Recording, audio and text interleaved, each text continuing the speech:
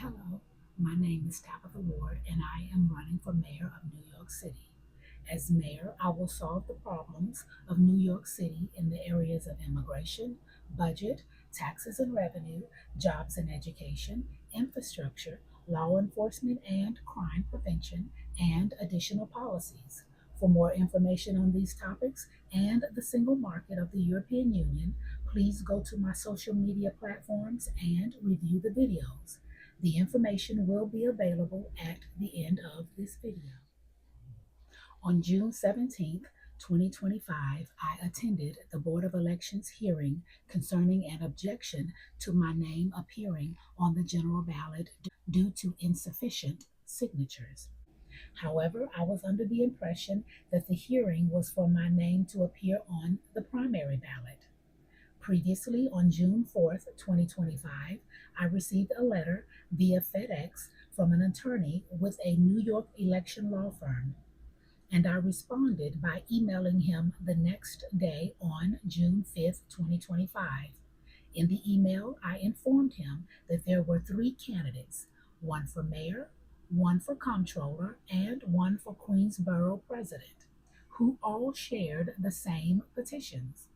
Previously, on April 16th, 2025, it was agreed that we were going to get signatures for the shared petitions, and that when they signed for one of us, that they would be signing for all of us. Additionally, the three of us met at a political club on April 21st, 2025, to hash out the details. Each of us had our roles for the petitions, and according to the emails that went back and forth between the three of us, everything was going as planned. Also, on June 4th, 2025, I received a phone call from one of the candidates that I and one other individual shared the petitions with. And during this phone call, he offered his condolences and stated that I must be disappointed. I asked him how did his name appear on the primary ballot while the remaining two of us did not, and he gave a vague response. But I informed him that the objection from the attorney stated that we did not receive any signatures, but that he received enough for his name to appear on the primary ballot. And I reminded him that we were sharing the same petitions. Apparently, he lied to us, and it appeared that he was only circulating his name on the petitions, while the remaining two of us were circulating petitions listing all of our names. And during this time, we was calling each other and emailing each other back and forth concerning the updates. This is an example of dirty politics. The individual who did this holds a leadership position with a local political club, and he works closely with the Board of Elections. He is the person that they will refer you to if they have any questions or comments about the election process. Although the hearing with the Board of Elections was both patronizing and dismissive, there is a legal loophole that they can use in their favor, and that is that the voters can write the name of the candidate of their choice, and the candidate write in line option is available under each elected position. You can either select the name of the candidate that is listed, or you can write the name of the candidate that you would prefer. I choose to speak about the primary ballot and the general ballot because I owe you, the voters, an explanation as to what happened. I was not being irresponsible, but I was being a little too trusting.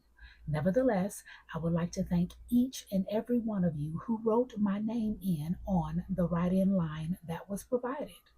Lastly, I would like to include at the end of this video a copy of the petition that the three of us agreed upon, and I will white out a large part of our physical addresses for our protection and privacy. The New York City general election is on November 4th, 2025. I ask that you review each of the videos that I have posted on my social media platforms and decide if you would like for me to be your mayor.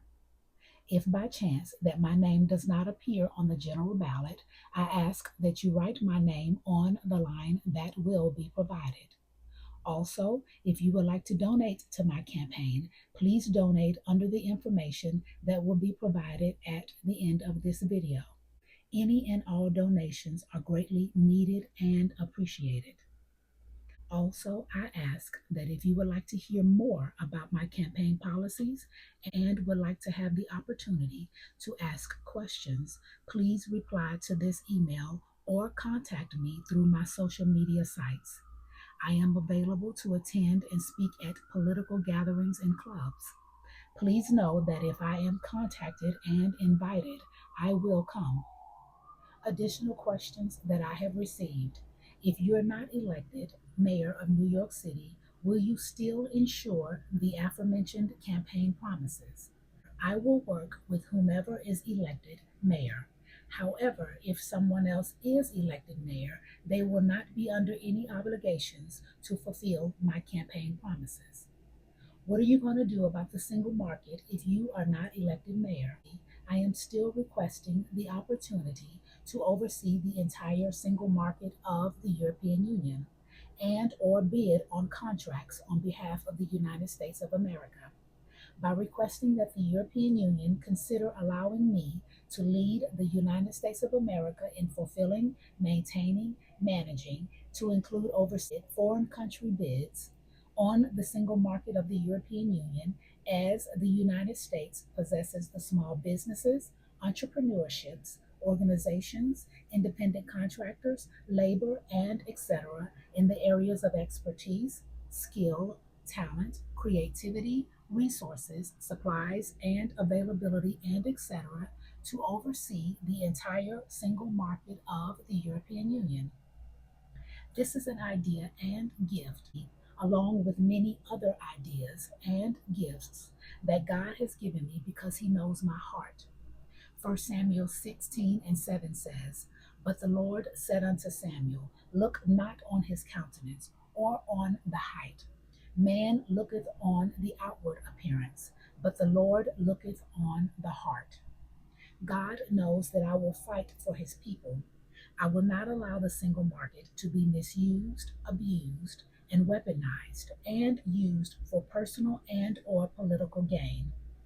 Also, I will ensure that each and every U.S. contract is exclusive and limited to small businesses, companies, foundations, charities, organizations, independent contractors, and entrepreneurs, and etc., and that they will not go to big businesses and corporations, foundations, and etc.